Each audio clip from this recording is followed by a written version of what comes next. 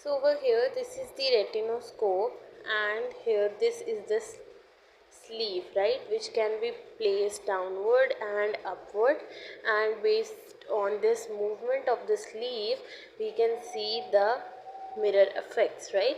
So we have talked about two mirror effects. One was the plane while other was the concave.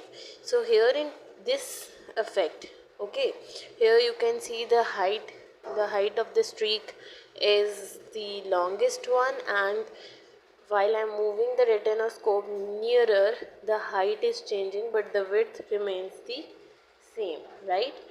So the mirror effect, in which the streak of light in which the height of the streak of light changes but the width remains the same, is the plane mirror effect. Why? And the sleeve is down. It means the distance between the light source and the condensing lenses decrease. But when I am moving the sleeve up, the distance between the light source and condensing lens is more now.